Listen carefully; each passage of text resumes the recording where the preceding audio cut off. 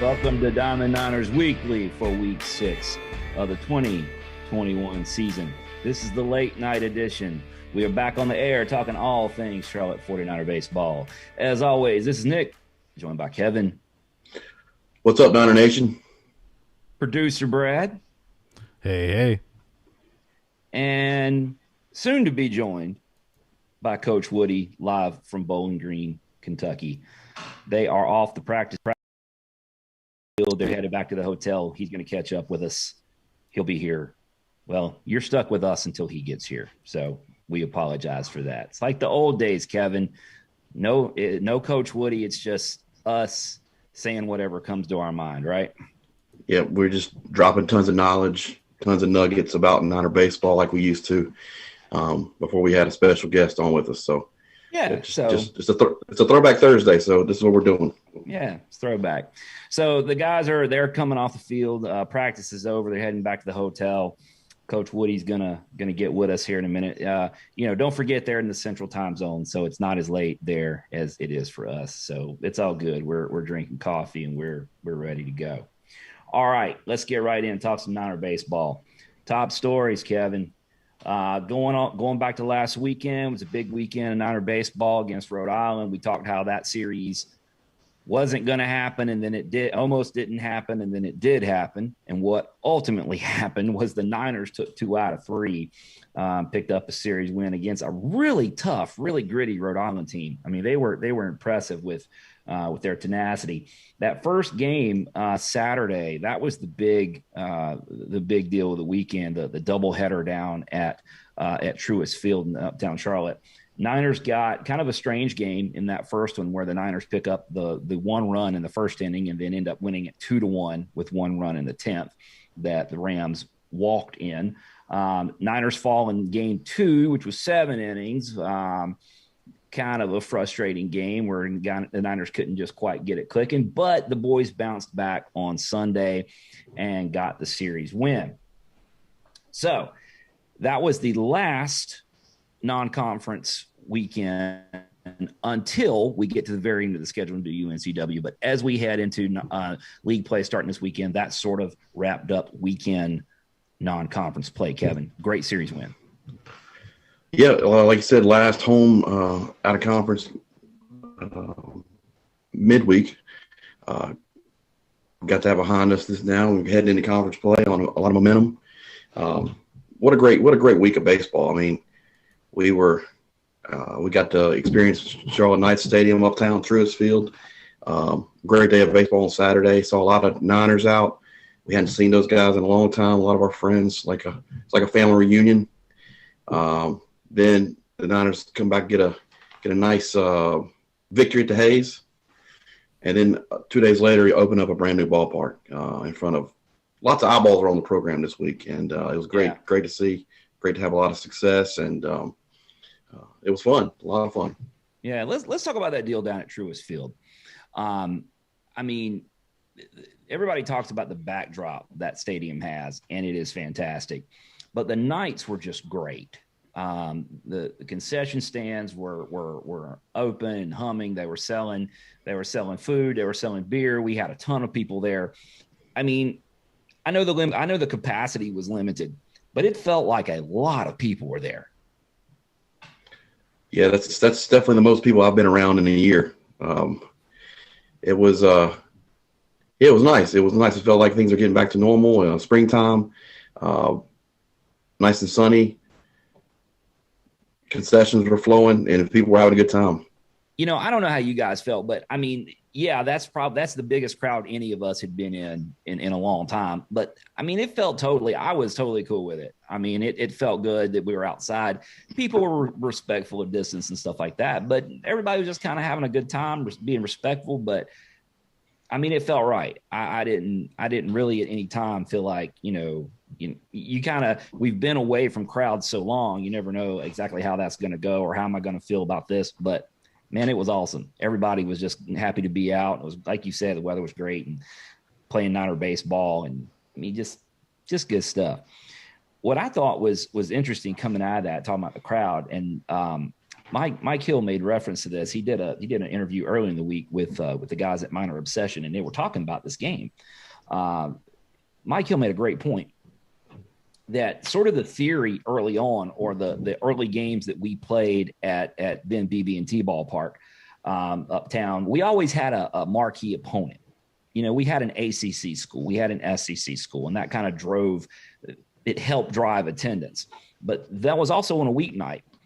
This game was on a Saturday afternoon, and it was the Niners versus Rhode Island. And no disrespect for Rhode Island. Much respect to them for working with us and coming down here and riding a bus for whatever it was, 13 hours to get here. But they didn't bring a lot of fans. This was a decidedly pro-Niner crowd. And Mike made the point that, you know, this is getting to the point where people want to see this team play. It doesn't necessarily have to be, we don't have to have the right opponent to drive an uptown game like that. There were plenty of people there, and they were there to see the home team, the Niners, not because we were playing an SEC squad or an ACC squad or something like that. So hopefully that's going to be something that stays in the rotation. Getting down there, just moving some games down there, not because we have the marquee opponent, but just because the Niners are there. Right. I agree. It's a little bit different playing a midweek versus a weekend game uptown. You got your Friday, Saturday guys going up against their Friday, Saturday night guys on the mound. And to be honest with you, Saturday felt like a football Saturday.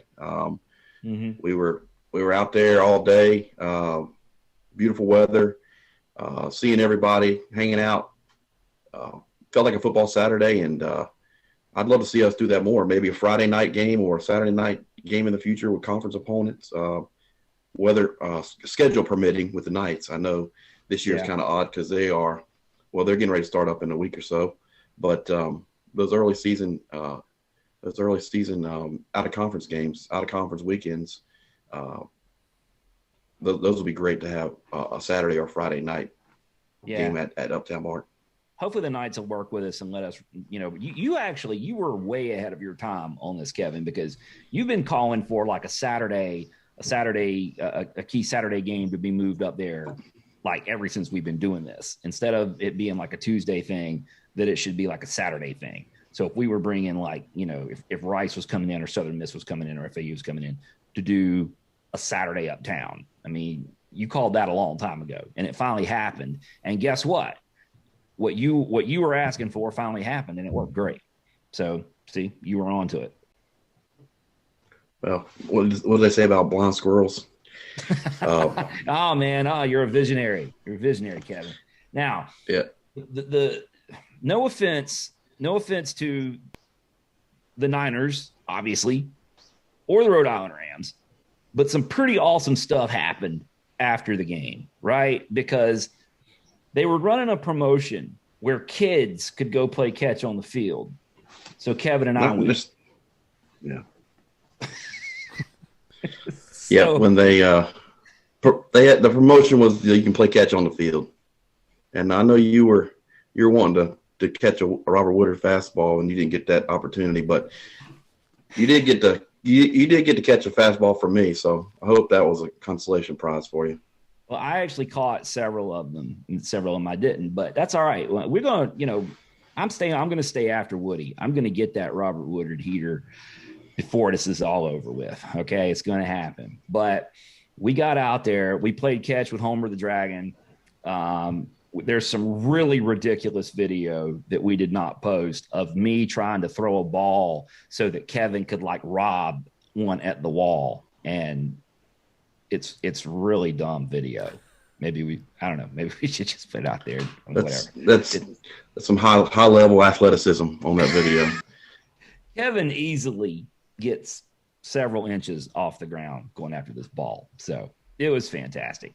The Knights, can't say enough about everything they did. It was fantastic the whole day. Wish the Niners had gotten 2 wins, split the day. But like I said, we came back Sunday and got the job done. So got that series victory. Now, talking about, we moved forward. Tuesday night, this was the one that we had circled ever since we found out about Kevin, because I know we mention this all the time, but we don't live very far from K-Town. All right. I'm just a couple miles outside of K-Town. Kevin's just a little bit further than that.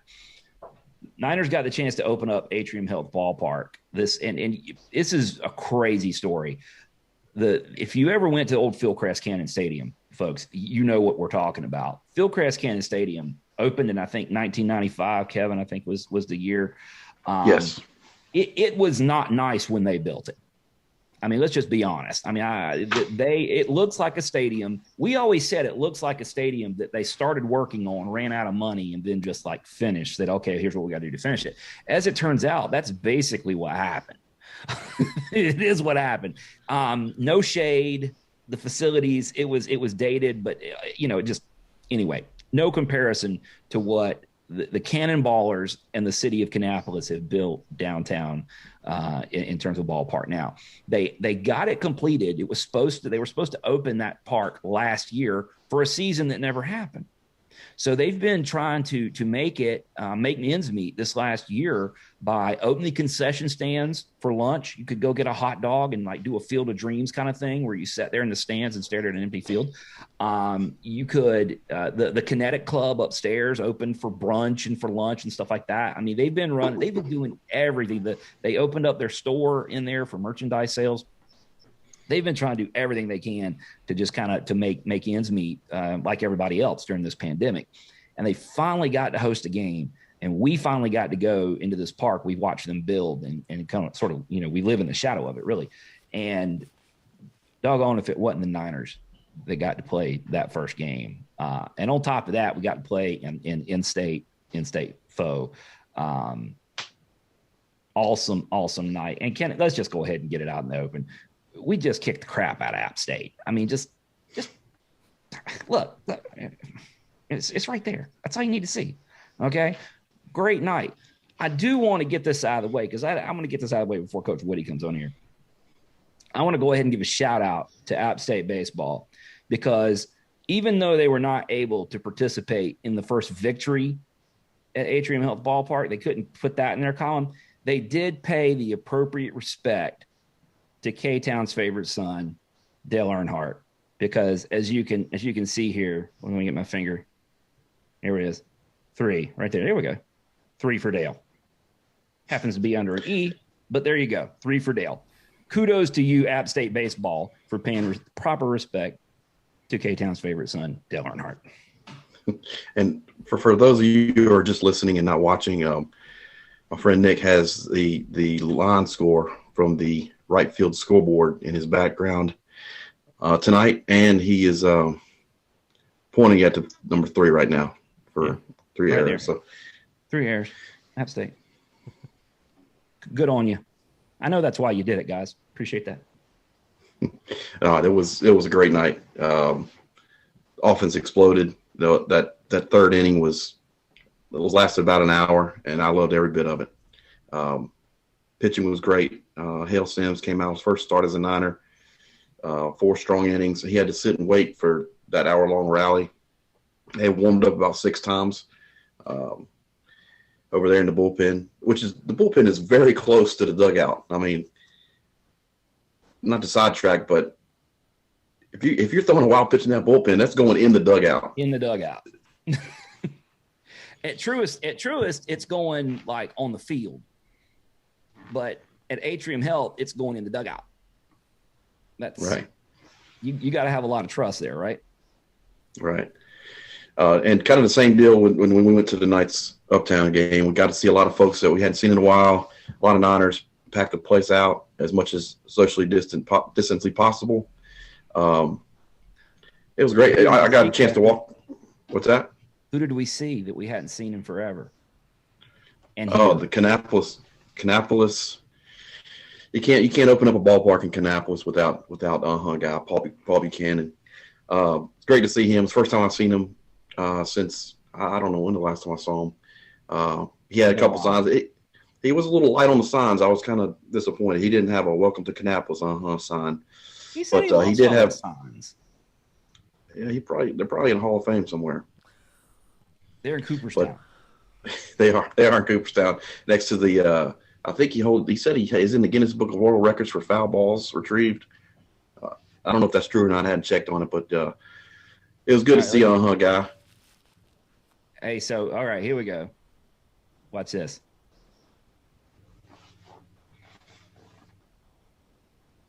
Hey, look at there. It's Coach Woody. What's up, Coach Woody?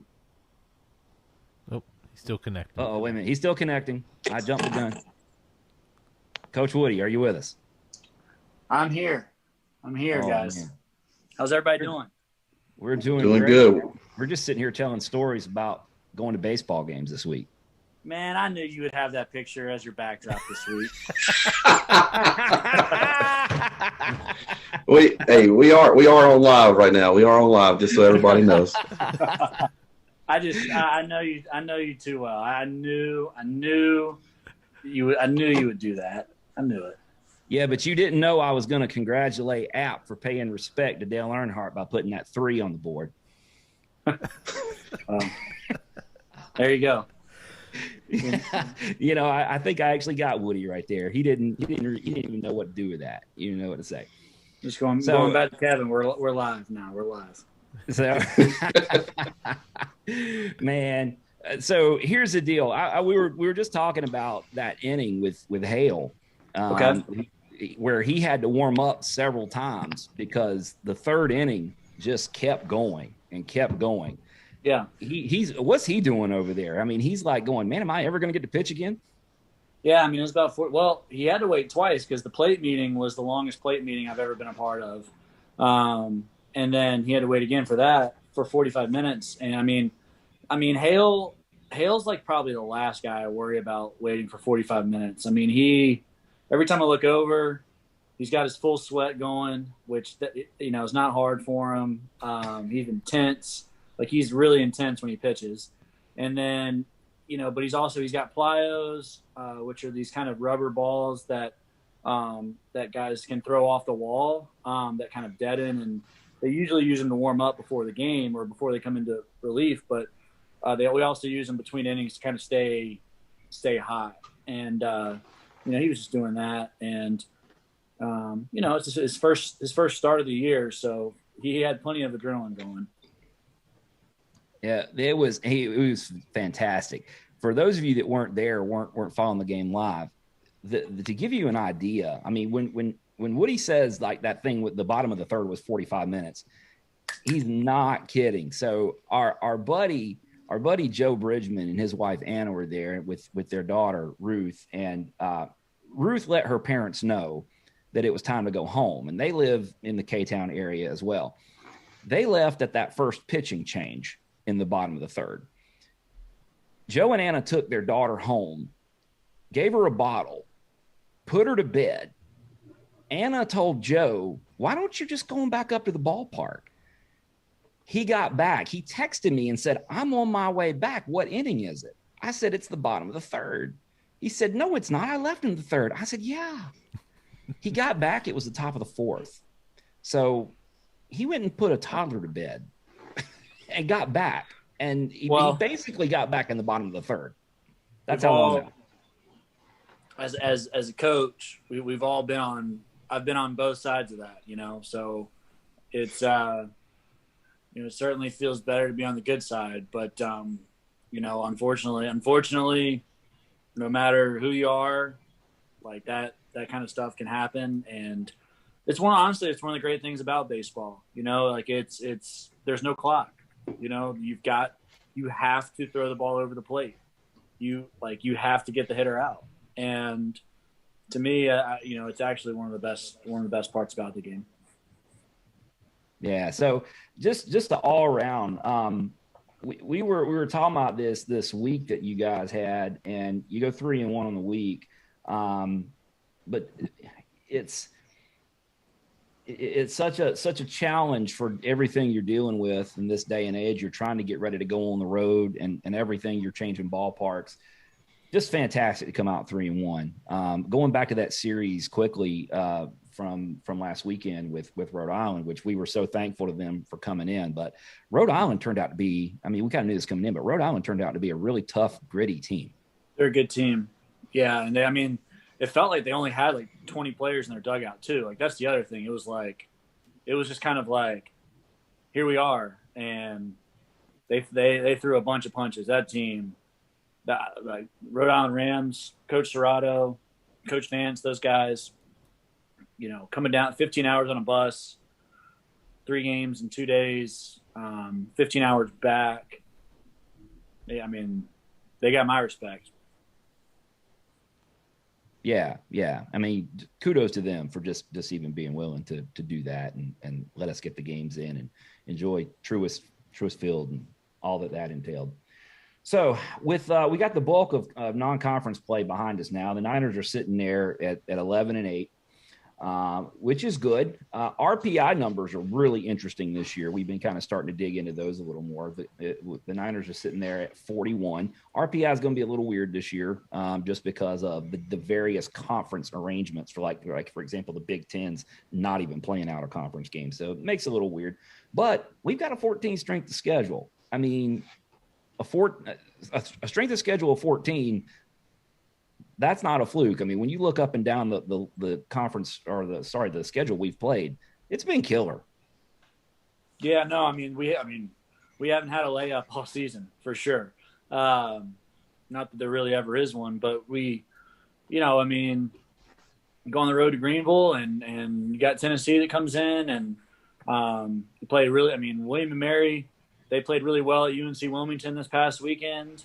Rhode Island, we talked about. I mean, it's. You go look at Morehead State. I mean, they didn't have the opening weekend that they would have wanted, but I mean, they've turned it around as well. And it's that's what we want. I mean, we're in Charlotte, North Carolina. We're in a hotbed of college baseball. We say it all the time. Like, there's no reason for us to, we should be playing. We should be playing.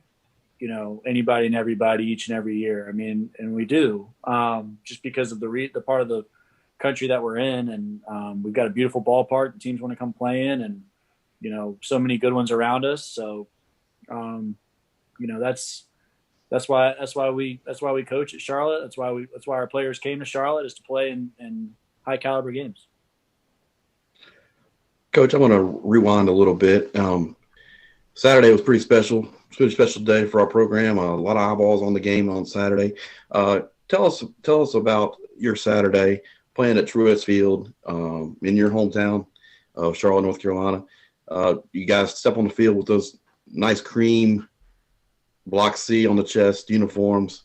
It was just a great college baseball atmosphere, I thought, and I enjoyed every minute of it on Saturday. Yeah, I mean, you don't get too many days like that.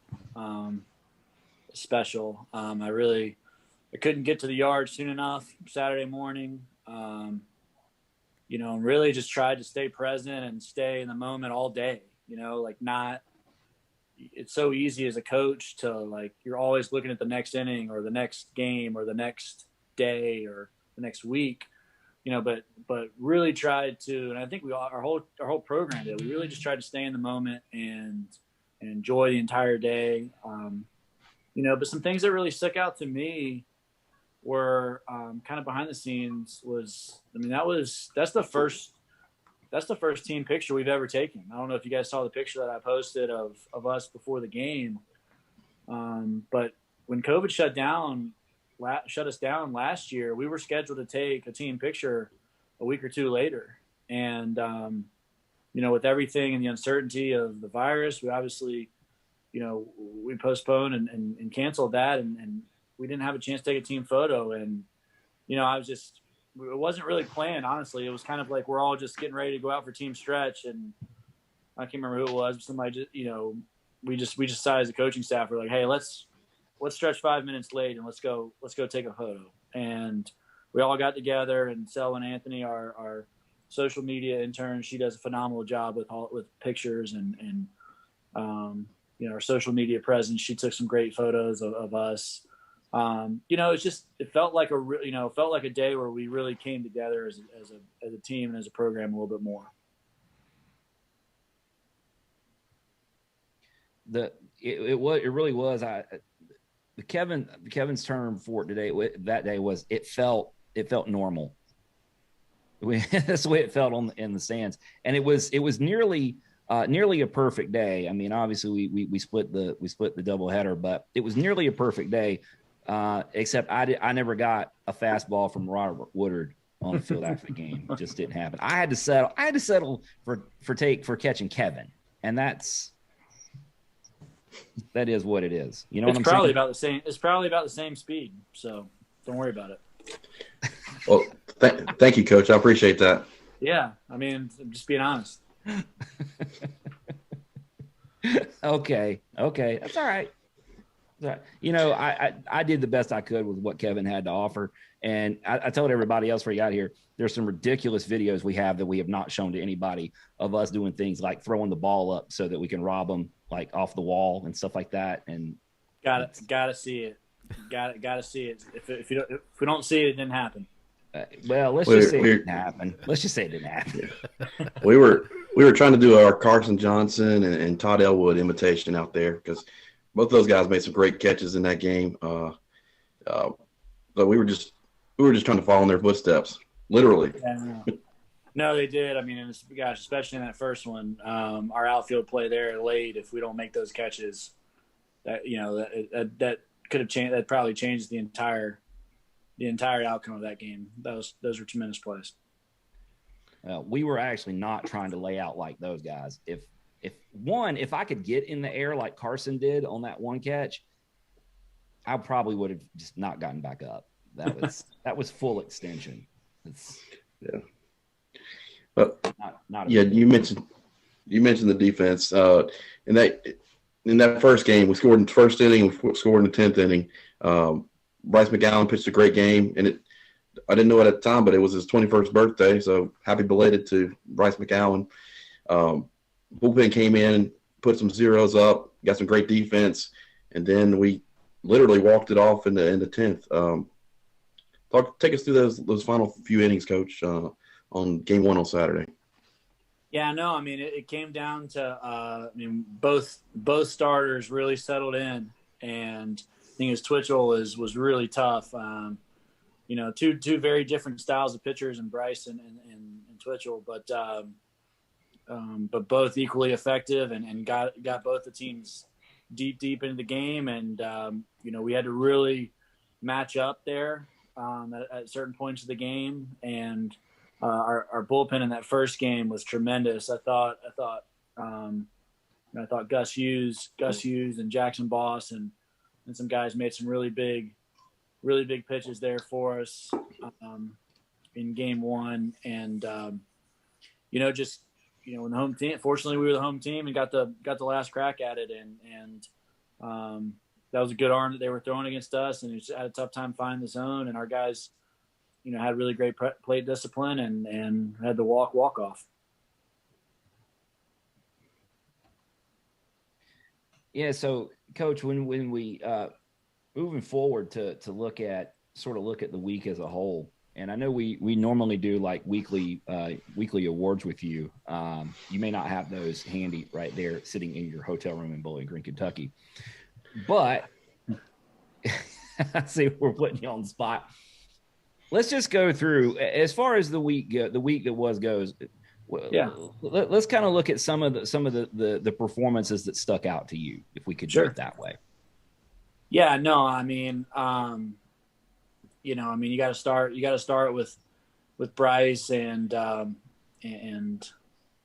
Brooksy. I know Brooksy wasn't quite as sharp as maybe he had been in previous weeks, but he still battled and competed and put us in a position to win. And I thought that on Sunday, I thought Andrew Lindsay was also, that was so great to see. I mean, for us to go where we want to go as a team, we need Andrew going like he was the first 3 weeks and this past Sunday for us. So it was certainly great seeing him get back on track. And we've got some guys that are dinged up positionally, but the guys like Gino and Nate Furman and Austin Knight being Austin Knight and Aaron McKeithen being Aaron McKeithen, guys are just, they're really pulling their weight and picking up the slack while we've,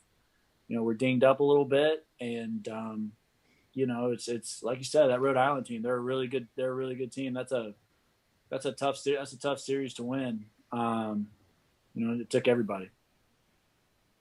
Yeah, we talked about Gino last week, and he stayed hot this past week. Ended up getting the first hit at the Atrium Health Ballpark, which was a double, and I guess he scored his second run of the ballpark's history. So, and he went four hits on the day at Atrium Health Ballpark.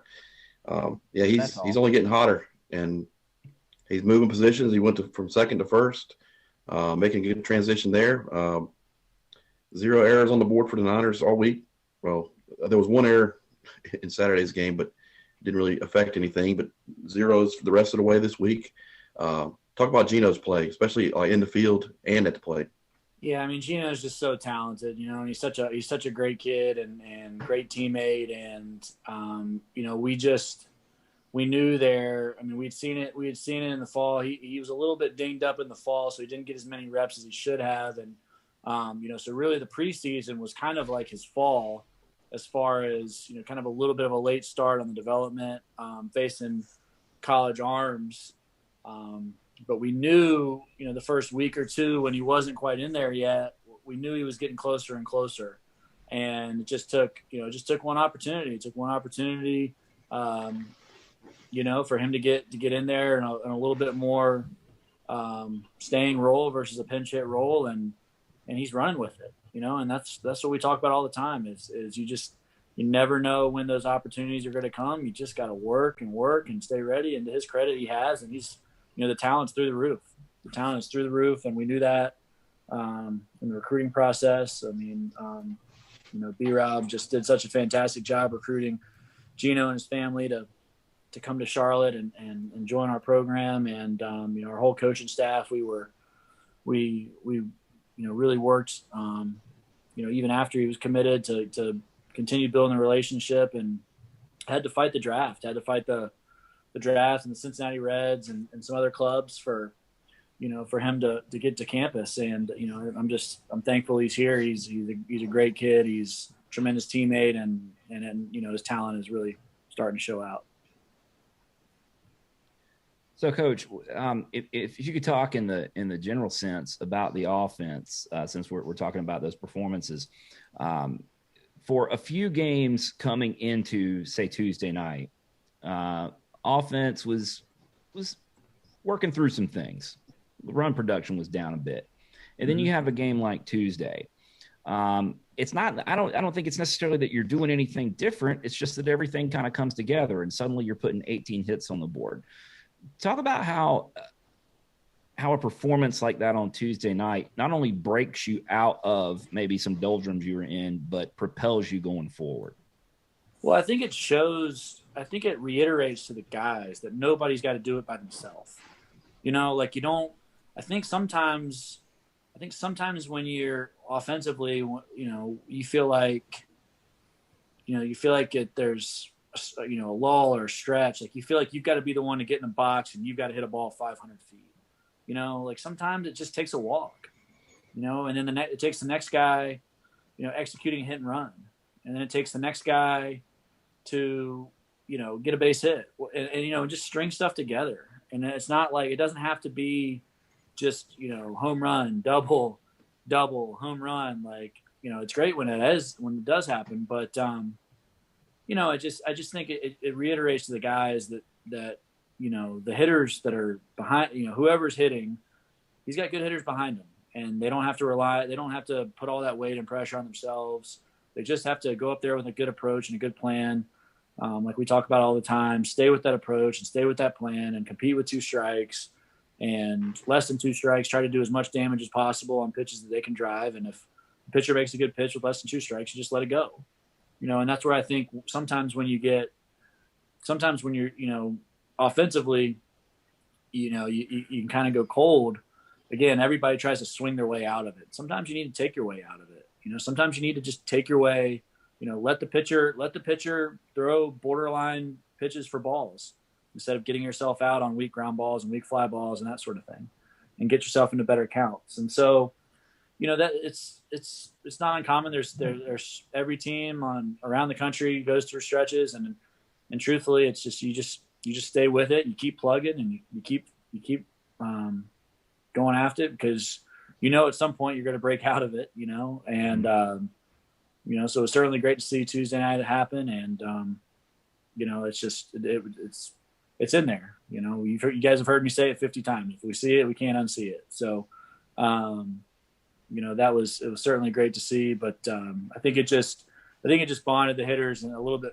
It was there, and then it was kind of like, all right, let's all just try.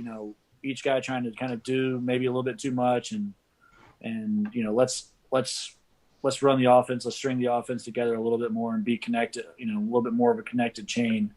But kind of lastly too, it's another thing that it's why we always hammer like pitching and defense so much. We want to be a program that's built on pitching and defense. Because when you have those stretches, you've heard me say it before, like tomorrow night, like my mentality is like, let's win 1-0. Let's win 1-0. If we happen to win by more than that, then great. If they score early, that's all they get, but you go in with that mindset that you have to be mentally prepared to be comfortable in those 1-0, 2-1, 3-1, 2-1 games. And, that East Carolina series, we just, we lost 3-1 twice, and we just got a little bit out pitched and a little bit out defended and a little bit out executed. Mm-hmm. Coach, before we move on to Western Kentucky, right now you are the only coach in the world that has a victory at Atrium Health Ballpark. Give us a rundown of what that ballpark's all about and what your experience was on Tuesday night at that brand new $54 million ballpark. Yeah, no, I mean, it's first class. It's state of the art. It's got all the bells and whistles and the video boards and the sound system and the playing surface is immaculate. The dirt, the grass, everything. The fans are right on top of the playing surface. It feels like so. And the organist.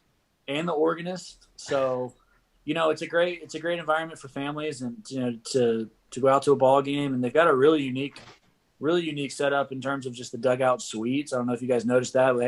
Our players were distancing in the dugout suites, but in non-COVID world, there's going to be people sitting right there.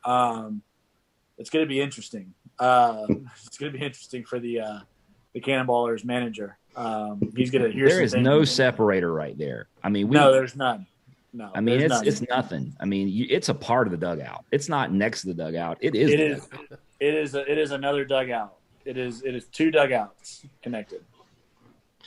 And how about that bullpen, Coach? You didn't have to use the walkie-talkies there because, I mean, you were right next to the bullpen catcher if you're staying in the dugout, pretty much.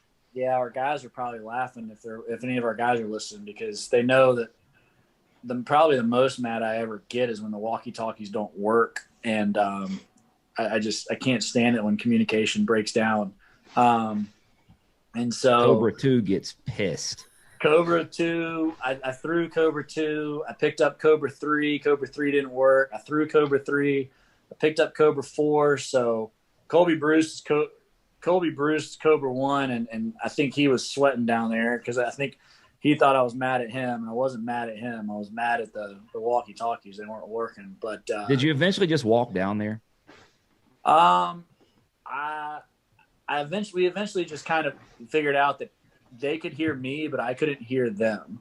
So we kind of went with I'd call down and then they'd give hand signals letting me know where the pitcher was being ready. But that is honestly, it takes a lot to get me really kind of fired up and mad about stuff. But just when walkie-talkies don't work and you're trying to match up pitchers, and you got pitches being thrown and you got defensive to a line and you've got things to do. The last thing you want to be thinking about is, does the bullpen know that the pitcher warming up needs to, be ready for two hitters from now? And we're squared away. And, but I just think that stuff's really important. I think it's really, there's some teams still use the bullpen phones and I can't stand them. Like it's too slow of a process to go walk over, pick up a phone, let it ring, wait for somebody to pick it up. I mean, people still do that. It's crazy. I can't do it. So, Yeah, I mean, but in the bullpen's right there. I mean, that's honestly, we put a sign up to like for people to not stand right there because that is one concern I have is the bullpen the catchers are right there at the end of the dugout, and you've got to be, I mean, our guys throw pretty hard, but there's going to be multiple upper 90s guys that are warming up in there, and they're in A ball for a reason usually. It could get interesting in there. So I do worry about that. But outside of that kind of logistical function, I mean it's immaculate. Like it is.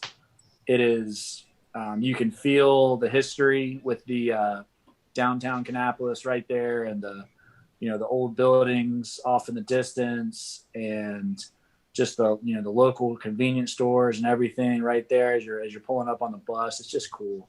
It's just really, really cool. Our guys loved going there and playing, and we can't wait to go back and play again. Yeah, good deal. It's a good night. We ran into Trevor Wilt several times, and we literally ran in because Trevor was running around that ballpark. Seemed to be breathing heavy every time I saw him. So fantastic night. Appreciate the Cannonballers having us down there. Can't wait to go back. Can't wait to catch some Cannonballers games later in the summer. So going to be fun. Yep. All right, Coach. We're gonna move on to Ask Coach Woody. And Ask Coach Woody this week is coming from really close to home because the question this week comes directly from producer Brad. He's stepping to the plate. Yeah, I was just we've kind of jumped around it a little bit, but I was just wondering, you played 3 home games in 3 different stadiums this week.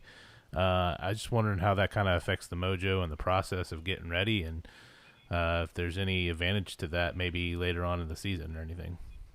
Well, I think, from the coaching side of things, we need to get better to become a better team on the road.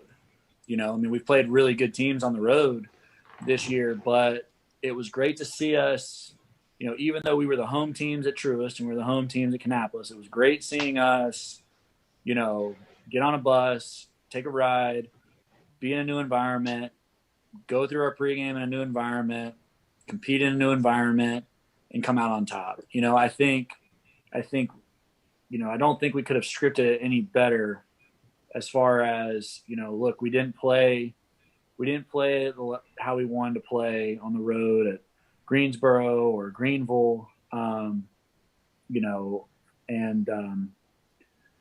then, so to have the opportunity to get some more tests under our belt playing in new environments, it certainly, I think, helps us be more prepared and more confident coming into this weekend, that we don't have to be at the Hayes to get W's. We can get W's at other fields and other stadiums. All right. There you go, producer Brad. You got your question answered. Yep. You're Thanks, starting. producer Brad.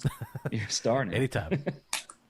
All right, let's start working our way towards the real business at hand here. We're gonna talk some Western Kentucky, and we are going to then get Coach Woody to bed because he needs his rest before we get down to conference play tomorrow.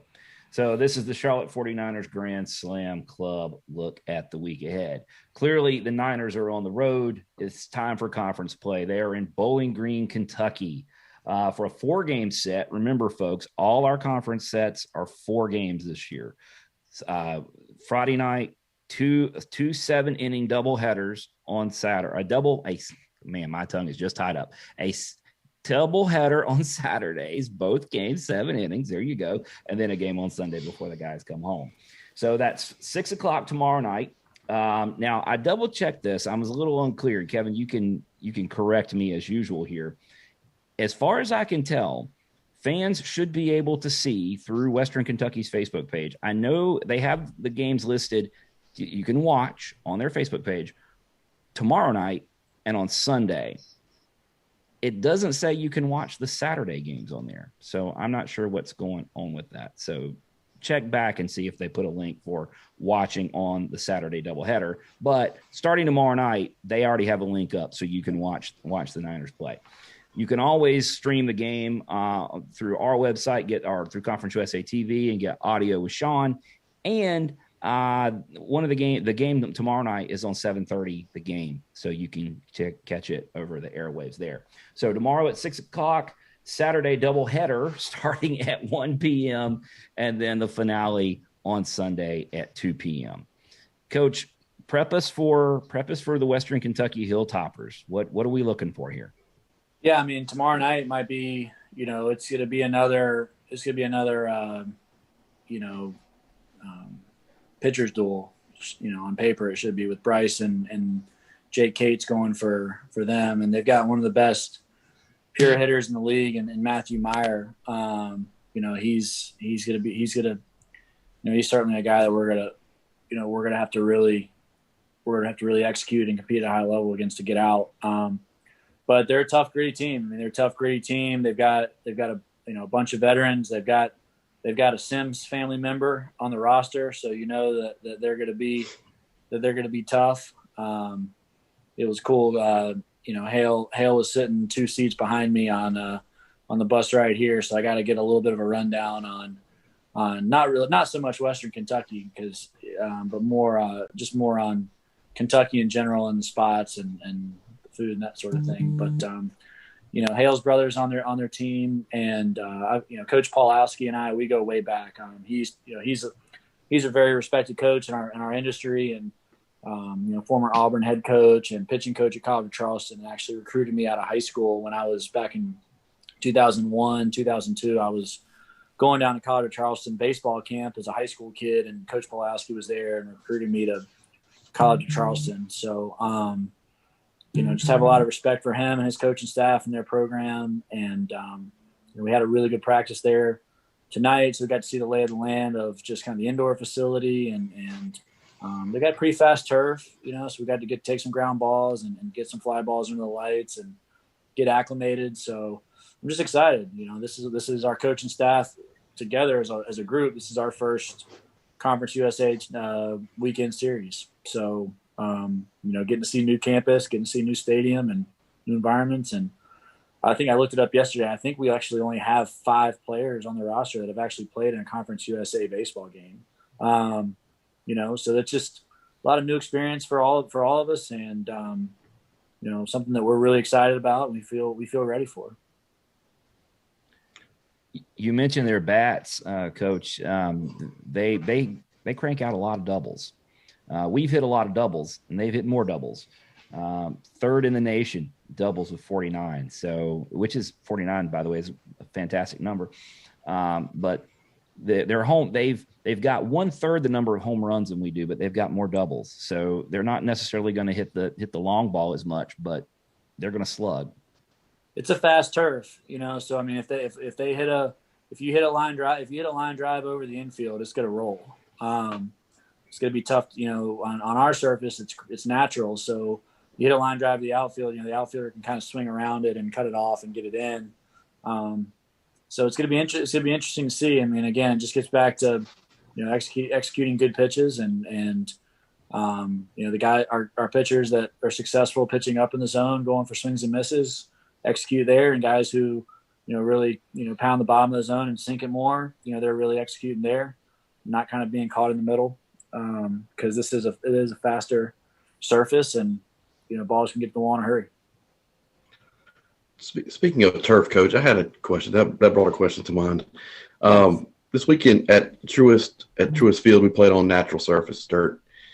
I saw a lot of interesting slides. I was wondering how much difference it is playing on the turf. We have turf at the Hayes, obviously, on the infield, and then we switch over and go to the dirt and natural grass. How much adjustments need to be made when you're playing on the natural surface versus the turf? Because, like I said, I noticed some interesting slides during the weekend. Well, I think Keuchel's slide was because he was supposed to be out. If that's the one you're thinking about at second base, he was supposed to be out, but he he's just an animal and just aggressive, and some way somehow flipped around it. I don't know. But I think the toughest part is maybe that first natural surface game we played at Greensboro. We had you go an entire fall season of 25 scrimmages playing on turf, and then your entire preseason of 10, 12 scrimmages. And then, you know, our first two home series were home. Our first series were home. And then, you know, our first road game to go there. So that first game, it's kind of like, let's get reacclimated. In the second game, you're a little bit more acclimated. But I think by that second game at East Carolina, and the third game at East Carolina, I think our guys were more back to, you know, being comfortable on there. And then, you know, once by the time we got to Truist, after playing 5 games on natural surface, you know, but it's really like that first 1 or 2 games, it's really different. Just got to get those under your belt. Now, I'm going to ask the big question. This is you've made reference to it a couple times already, and I'm just going to ask you to say what you can. You've mentioned a couple times we're dinged up. We got some guys that are working through some stuff.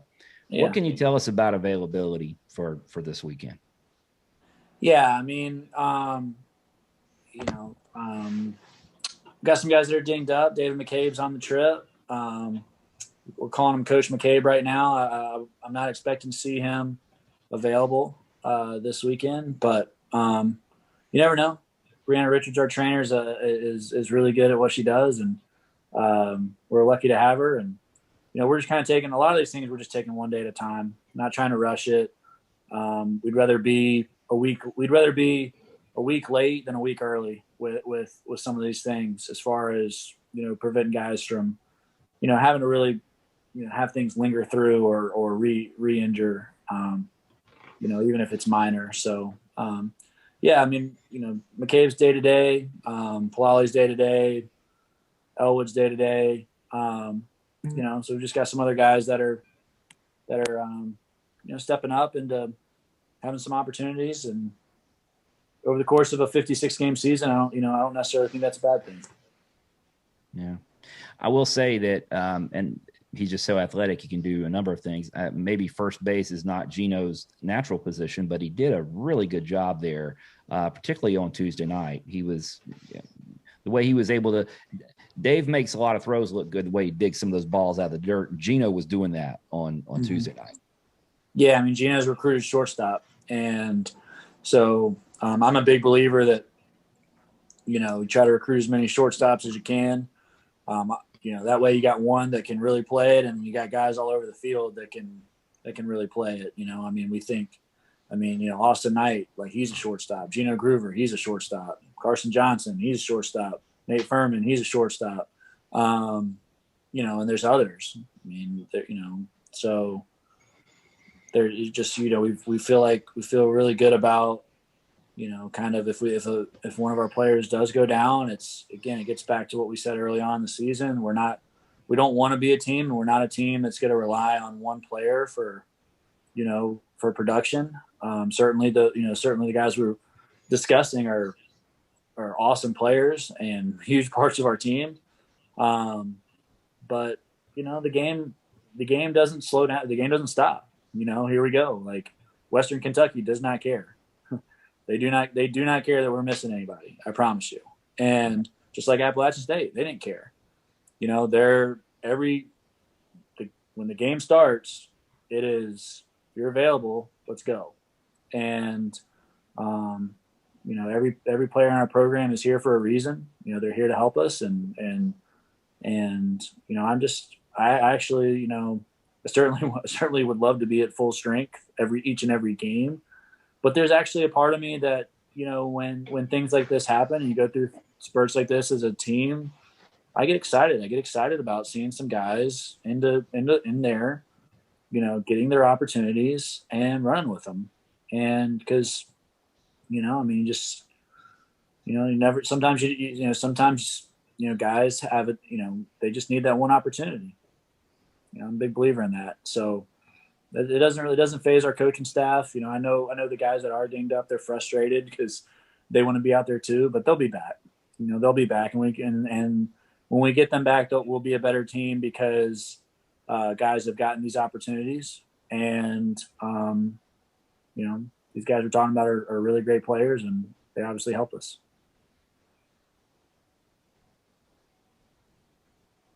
Yeah, absolutely. And that, I mean, that's you guys talk so much about depth, about having that depth, and that's what you have to do. Makes those games like Tuesday night important when you get some different guys in, like where you can get well, I mean, somebody like Nate Furman and Yeah. Jacob Whitley got in. I mean, so many Yep. guys got in because and we're able to go and do some things and contribute because, like you said, it's a long season and you don't ever know when your number's going to get called. So those reps can really help. I thought those two guys were awesome. Those guys, Firm comes in there and he's he can play left side. He works more at second base, but he looked every bit of ready over there between innings. He didn't have much action off the bat, but in the batter's box, I mean, Nate's got as good a plate discipline and eye and vision, and he's got a great approach and great plan. And I mean, he'll hit the ball off the wall. He's shown that, but he'll battle and hit the ball, all over the field when he needs to. And then Jacob Whitley goes in there and catches and puts up 2 zeros, and I think he's gotten a hit every at bat. He's been in the batter's box, so we know coming into 4-game series, it's we're gonna he's about to get a lot more innings, back there, and a lot more ABs and opportunities, and he works extremely hard. Our catching core, all those guys, Amac, Witt, Keuchel, Tyler Cotton, all those guys, they work so hard every single day, catching all of our pitchers and bullpens and scrimmages and everything. And, it's a credit to Nate. It's a credit to Jacob for being ready when those opportunities come, and there's more of them coming. That's the way it works. Yeah, absolutely. So, all right, we set the table for Western Kentucky. Sounds like we're going to be moving some pieces around again this weekend. The guys are ready. I'm sure we're all set to go. Conference USA is going to be a war this year. League play is getting underway. We settled. It'll still have some opportunities to change. But as far as RPI goes, Conference USA is 7th in the country in RPI. That's really good. There's going to be, frankly, I mean, I think we're at a point where we can talk about there's going to be multiple teams. National outlets are talking about multiple teams coming out of Conference USA for NCAA bids. And with an RPI 41, we're not out of that conversation. So, yeah. And it's time to dig in. Some interesting matchups this weekend. Probably the one, if you pay attention to Conference USA baseball at all outside the Niners, probably the matchup you want to look at. It's 2 teams we don't play on the schedule, but right out of the gate, Louisiana Tech goes to Southern Miss.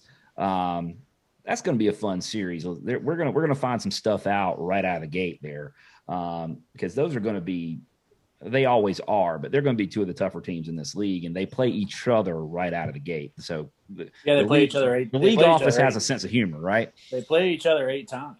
They play each other. There's 2 4-game series, like we have with Old Dominion. If I'm not mistaken, they play each other 8 times. So, yeah, I mean, you got Southern Miss's arms, and you got Louisiana Tech's bats, and you got 2 great coaches, and Coach Barry and Coach Burrows, whom I've really enjoyed getting to know the last 2 years. They're 2 coaches that I probably speak to more than most in our league just early on. They've been very helpful for me, and I have a lot of respect for both those programs. So yeah, we'll be from afar. We'll be interested to see how that series goes. 2 great programs. All right, Coach Woody, we promised you we were going to get you in bed at a good time. So this is a good time to go ahead and start winding this thing down. Okay. As we head into opening weekend 2021 Conference USA League play, which, first of all, let's just go back and say it. This is the last time we can make reference to this. We didn't get this far last year. So This is everyone listening, be thankful. We made it this far. We're going to play a league schedule, and we're here, and it's on. So There's plenty to be thankful for.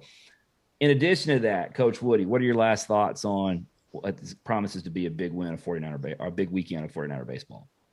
Yeah, no, I mean, I think just like you said, I had the same exact thought when I was on the bus ride today. was thinking about last year's team. I was thinking about, that was at the airport getting ready to fly to UTSA and just had the rug pulled out from under us swiftly. And, I just hearing the guys talking on the bus, we have 2 buses, to try to space the guys out as much as possible and avoid, any kind of spread or contact tracing as much as we can. But, I just love this team. I love this team. I love being around this group of guys. It's a fun group, and I'm just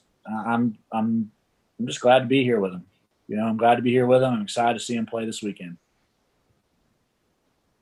All right, Kevin, you ready to do this? Let's go. Let's let Woody get some rest. He needs it to. He got four games in 3 days, so we got to get it. Let's get it on. Let's get it. All right, folks. That's going to do it for us. It's time to jump on WKU. First of all, Coach Woody's going to jump on mattress and get some sleep, and then we're going to jump on WKU tomorrow. We love hearing from all you folks. So much fun actually talking to people in person at the ballpark again over the last week. Feel free to reach out to us through any of those social media platforms that we're involved in. But like we always say, if you're old-fashioned, just run into us at the ballpark and say hello. We'd love talking to you folks about 49er baseball. So until next time, folks, we're going to see you at the Hayes. Go Niners.